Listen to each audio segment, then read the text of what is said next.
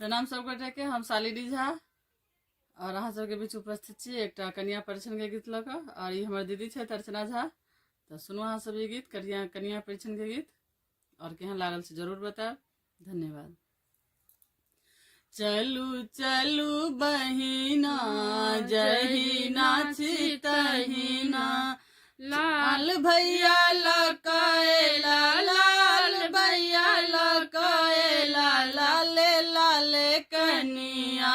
चलू चलू बहिना जहिना छी तहिना, से कनिया महफा में बसली घोघ तानी लाजे कठुआली। से कनिया महफा में बसली घोघ तानी लाजे कठुआली। सोच रहल जे बाजी उठे नहीं, सोच रहल जे बाजी उठे नहीं, रूनु जुनु गहना।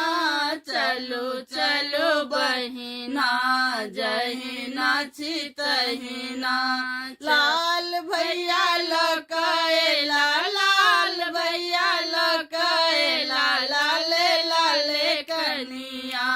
चलू चलू बहिना जहिना छी तहिना, बड़की काकी अरिपन देलन छोटकी पीसी सिनुर लगलन। बड़की काकी अरिपन देलन छोटकी पीसी सिनुर लगलन। बुढ़िया दादी आइनु रसो बुढ़िया दादी आइनु रसो निपुलन गड़े अंगना।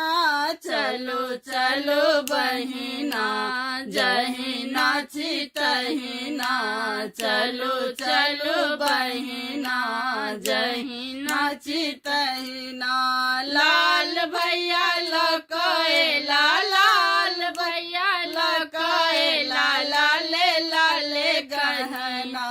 चलो चलो बहिना जहिना छी तहिना, लक्ष्मी भौजी अंगना एली दाने बढ़ल चंगेरा चरिका। लक्ष्मी भौजी अंगना एली दाने बढ़ल चंगेरा चरिका। ढोलक बाजे पिपही बाजे ढोलक बाजे पिपही बाजे, बाजी रहल हारमोनिया। चलो चलो बहिना जहिना छी तहिना, लाल भैया लकाएला लाल भैया लकाएला लाले लाले कनिया।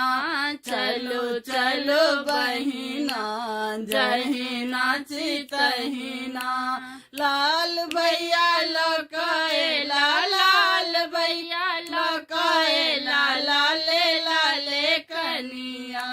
चलो चलो बहिना।